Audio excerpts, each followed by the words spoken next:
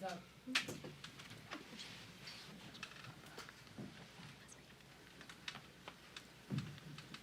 Good afternoon, everyone.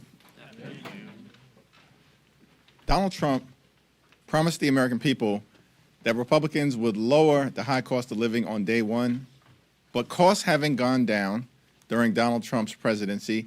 Costs have gone up. Donald Trump promised that ICE enforcement in this country would target the worst of the worst, but instead, billions of taxpayer dollars are being used by ICE to brutalize and kill American citizens and violently target law-abiding immigrant families and communities, including in Maine earlier today. Donald Trump promised that he was elected not to start wars in the Middle East, but to stop them.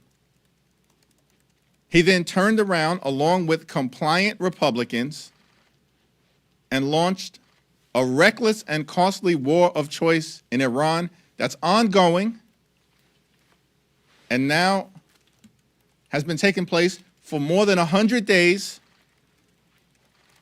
with over $100 billion in taxpayer money being wasted, while leaving Iran in a stronger position than they were in before the war, and the American people economically in a weaker position, particularly as it relates to high gas prices. Donald Trump and the Republican majority in the House and the Senate has been a complete and total failure. Life hasn't gotten better under Republicans in Washington, D.C. It's gotten much worse.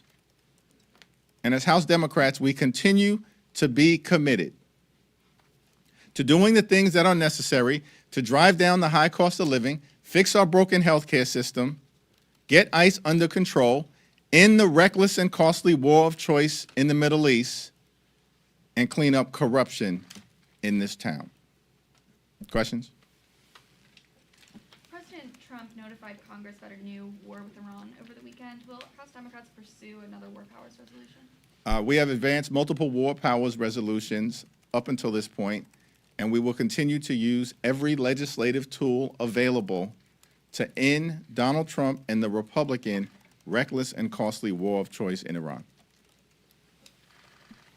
Is litigation an option for House Democrats in trying to force any kind of action on the war powers resolutions that were previously passed? What's in front of us right now relates to the legislative process and the appropriations process, and the notion that Republicans are prepared as early as this Wednesday to move another budget to give the so-called Department of War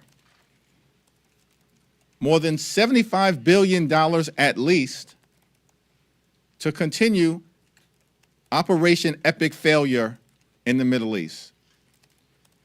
And I'm pretty confident that every single House Democrat will strongly oppose this effort, and the same will take place in the Senate. And what we need to do is to stop this effort, to use taxpayer dollars to continue this failed war in the Middle East that the American people have rejected from the beginning and have soured on even more over the last several months. Thanks, Mr. Leader. The Graham Plattner over the recess dropped out of the main Senate race, or said he would drop out of the main Senate race. Your reaction to that, and are there any lessons that can be learned going forward as far as vetting candidates, no matter what seat they're running for? I issued a statement relative to him dropping out, urging him to end his campaign immediately. That's been done, and now it's in the hands of the people of Maine to decide who will be the best Democratic nominee to flip that seat and defeat Susan Collins.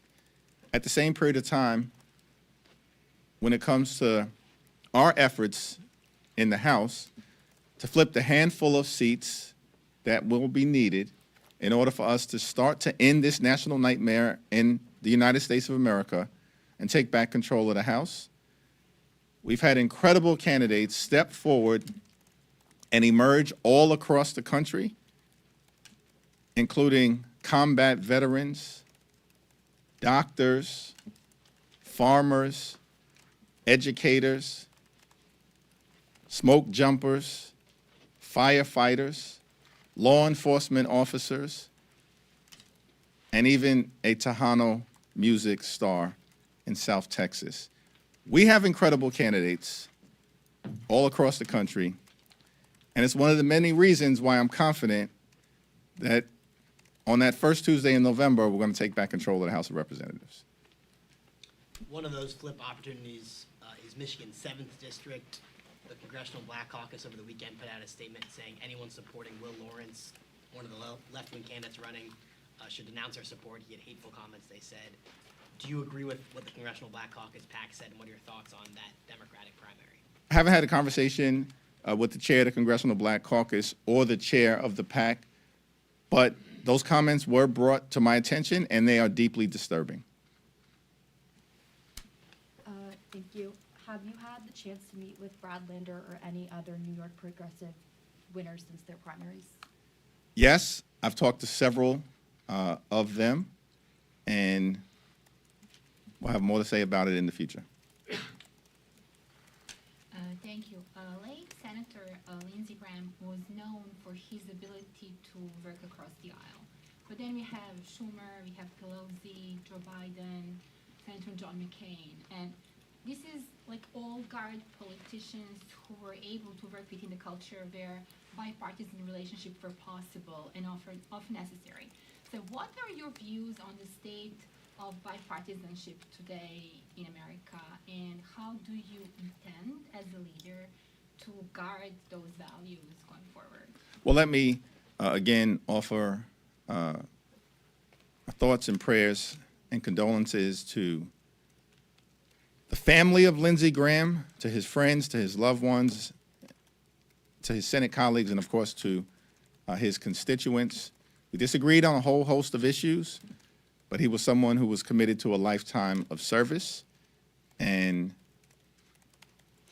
on occasion, I think, particularly when he was closely aligned with John McCain, leaned into the importance of trying to actually get things done in a bipartisan way for the American people. In my view, House Democrats have made clear from the very beginning of this Congress that we will work with anyone, anytime, in any place in order to solve problems on behalf of the American people. The big problem that we've confronted is that Donald Trump hasn't been interested in making life better for everyday Americans. Right now, he's just focused on trying to rig the midterm elections.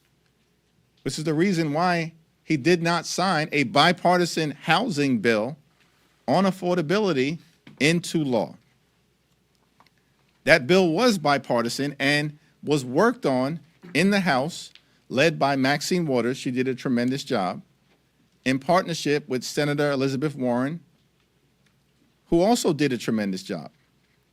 And every single Democrat in the House of Representatives, from the most progressive to the most centrist and all points in between, supported that housing affordability bill, which was then sent to Donald Trump's desk, and he ignored it, threw a temper tantrum, and was uninterested in actually signing it because Donald Trump has made clear he doesn't give a damn about making life more affordable for the American people. As House Democrats, we do. And Exhibit A is the housing affordability bill led by House and Senate Democrats in partnership with French Hill to get something important done for the American people. Thank you, Leader. FISA has been dark for a month now. Has there been any discussions regarding that? Anything happening, behind the scenes for getting that, getting lights back on there? There have been no direct conversations between the Trump administration and members of House Democratic leadership over the last several weeks in connection with surveillance authority. Our position has remained clear. It is irresponsible to expect the American people to trust Donald Trump, Kash Patel, and Bill Pulte with the privacy of the American people. And under no circumstances is that in any way a logical thing to expect House or Senate Democrats to sign off on, given the repeated abuses by the Trump administration in terms of weaponizing the authority that they have within the Department of Justice, but not limited to the Department of Justice. The Trump administration at this point is just not serious about solving problems for the American people. They continue to want to jam extreme individuals and their extreme ideology down the throats of the American people. And from the perspective of House Democrats, we're just not going to go along with it. And that has been the case. We've battled them as it relates to their efforts to destroy health care in America. We've battled them as it relates to ICE brutality, and will continue to do so. We're battling them as it relates to their reckless and costly war of choice, which has been a disaster for the American people. And we're going to continue to battle them with respect to their efforts to overreach when it comes to surveillance authority and a FISA extension.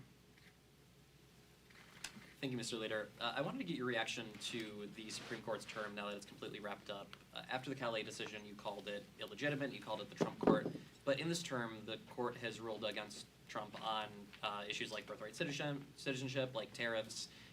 Given those rulings, is it fair to call the Supreme Court, the Trump court, illegitimate? I said that the majority, as constructed, had severe credibility problems. Let me put it politely in that fashion.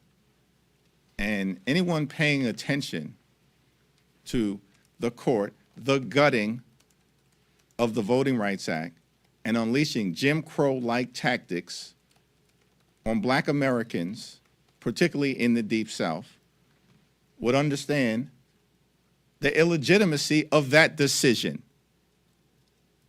It didn't lack any credible basis in law or in fact. And the Supreme Court then doubled down on the fact that they're completely and totally out of control in this area when a 3-judge panel, all appointed by Republican presidents in Alabama, 2 of whom appointed by Donald Trump and 1 of whom was appointed by Ronald Reagan, decided in a unanimous decision after Calais that the map that Alabama Republicans wanted to use was racially discriminatory against Black folks in the state of Alabama. 3-judge panel, 2 Trump-appointed judges made that declaration, and the Supreme Court overturned it. So they have no credibility, zero, in this area. They also lack credibility as it relates to the fact that this unbridled corruption that's being unleashed on the American people, and the reason why House Democrats are committed to cleaning up corruption in the United States of America is because if you've got people in power like Donald Trump and his Republican sycophants who do nothing but bend the knee to him within the administration and here in Congress, if you've got people in power who are so focused on enriching themselves, their family members, their friends, and their donors, then they're not focused on solving problems for the American people. So we have a big problem with that on behalf of everyday Americans, which is why, as part of our affordability agenda and solving problems for the American people, we're committed to cleaning up corruption in this town. If one were to say, why are we facing such unbridled corruption by Donald Trump? In fact, the $1.8 billion slush fund for violent January 6 insurrectionists earlier today declared illegitimate by a federal judge. The whole lawsuit brought by Donald Trump was a complete and total sham and was designed to bring about a situation where they could fake a settlement, enrich people who brutally beat police officers on January 6th, and then give blanket immunity to tax investigations from the IRS for Donald Trump and his family. The whole thing is a Ponzi scheme that has now been unraveled by a federal court. But what unleashed all of this corruption, too numerous for me to mention? I would be here all day and all night and throughout the rest of the week detailing the corruption that has been unleashed on the American people. It was the Supreme Court in 2024 in the Trump v. United States decision, where 6 right-wing conservative justices on this court gave Donald Trump, as president, blanket immunity to unleash a crime wave on the American people and enrich himself. That all traces back to that Supreme Court decision in Trump v. United States. So yes, in my view, there is zero credibility in that decision as well. And look at what it has unleashed on the American people. As we're getting closer to August recess and prime campaign season, are you going to roll out, as House Democrats, like an HR 1 for the new Congress, not necessarily a contract with America, but something like that? I mean, I know obviously substantively you're talking about anti-corruption, affordability, et cetera, but is there going to be like a bill that you all are going to say this is going to be Ambition 1? Well, the Democratic Policy and Communications Committee, under the leadership of Debbie Dingell, has done a great job of engaging with people all across the ideological spectrum within the House Democratic Caucus family. And it's my expectation that they will present to the caucus at some point in the next few weeks, in advance of the August district work period, about continuing to articulate an affirmative vision related to our plans as House Democrats to make life better for the American people. Thank you, everyone.